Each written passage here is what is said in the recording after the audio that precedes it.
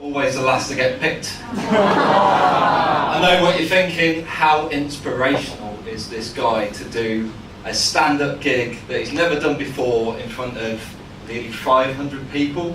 Don't worry, I'm used to it, people have looked up to me my whole life. Fun fact, I'm part English and I'm part German. I like to think, nah, easy. I like to think that I am the ultimate combination of stiff upper lip and stiff upper arm.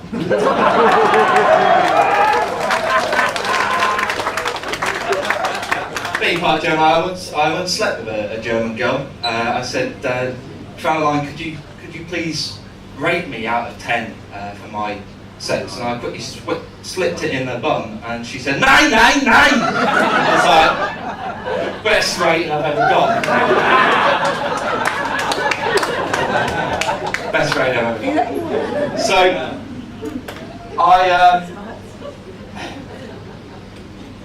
my mom is an absolute fan of books. She's absolutely amazing. And our house, so much so that our house looks like someone's rioted W.H. Smith's. If you ever come to our house and pick up any 2 books, you can get a bar of Galaxy for a quid. I'm an only child. Some of you may have guessed just by my stature, I don't know. Don't worry, I'm no different to any of you who have got brothers and sisters. It's just that my parents realised they were safe first time round. Accidents happen. Anyway, as I said, my mom loves books, and she discovered Amazon in the early noughties. I'm on about the website, not the rainforest. And she basically, her solution to any problem is a book. If world hunger could be solved with a book, my mom would be parachuting into Africa right now with a book, right? And just imagine that. My mom is in her, she's an OAP, she's in her 60s, middle-aged, you know, sort of middle-class woman, very, very sort of proper woman, absolutely amazing. Just parachuting in like the Queen in the London 2012 Olympics with a copy of the Hungry Hungry Caterpillar, shouting "Feed the World." Bono will be so proud. Now, part of the problem of being raised on books and this solution to all problems being a book, I'm quite surprised that my mom didn't buy me a book this evening in order to do stand-up comedy. That was quite surprising. I never came home to one of those books, but she's done that throughout my life. So puberty, book, GCSEs, book, Birds and the Bees, pop-up graphic novel. And my mom, when I was sort of approaching the age of 18, was starting to get a little bit worried that I hadn't brought any girls back, because I've always been a bit awkward with women. And she thought, I've got the perfect solution, I'll go buy you a book. That book was She Comes First, The Art of Pleasing a Woman.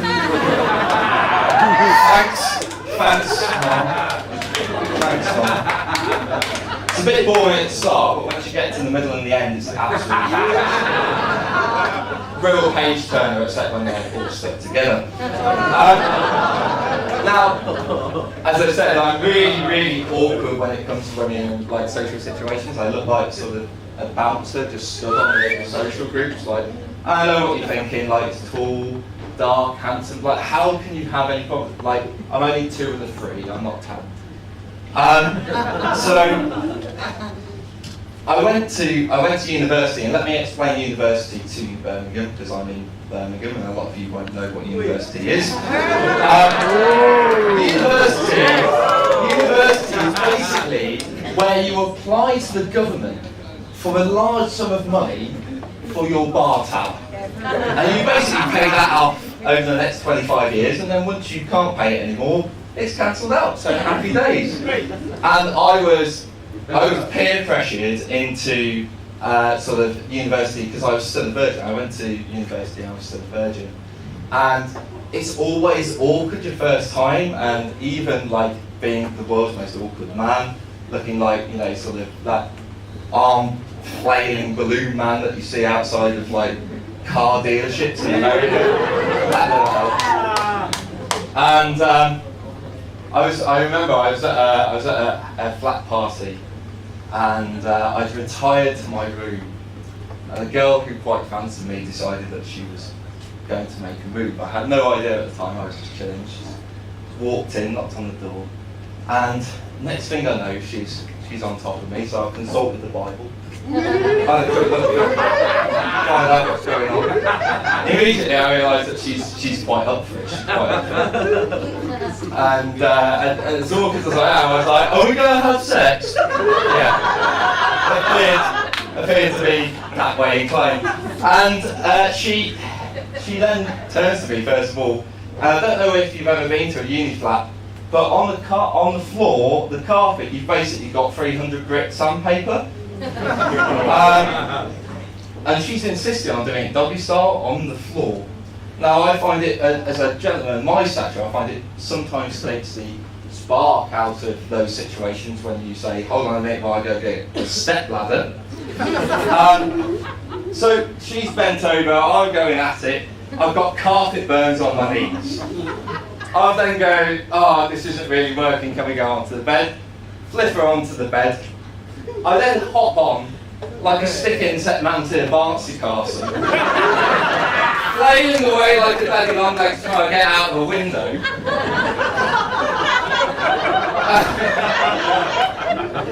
And I'm like, "Okay, is this good for you? Are you having a good time? You know, is it brilliant?" You know, I'm like, "Oh, this is." And she uttered the immortal words that I never want to hear again in my life, which were, "Shall I go on top?" Which is women speak for, "You're not any good, let me sort this out." So she hops on top, I'm mounted, I'm now sort of stuck under this woman.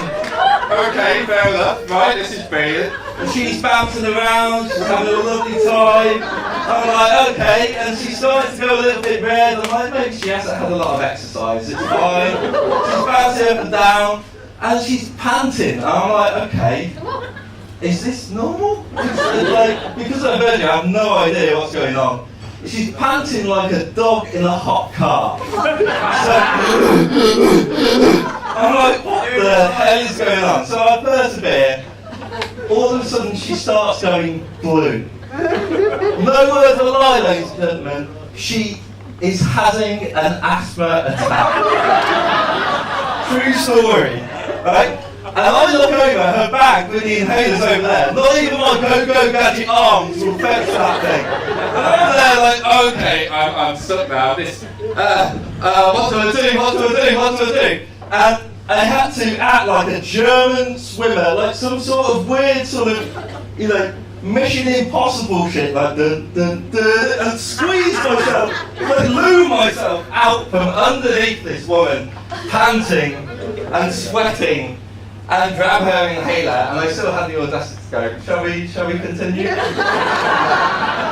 Anyway, one of my mates has seen me go into my room, and I've hopped sort of out, and I've quickly put all my clothes on to go for a cigarette outside, and he's told everyone, and I don't just mean in our flat, every surrounding flat, the courtyard is just flats, all the way around. I've walked outside, ladies and gentlemen, to a round of applause, staggering away to like, hey, fucking me, he's fucking done it! I looked down, my knob's hanging out. Terrible. Thank you very much, ladies and gentlemen.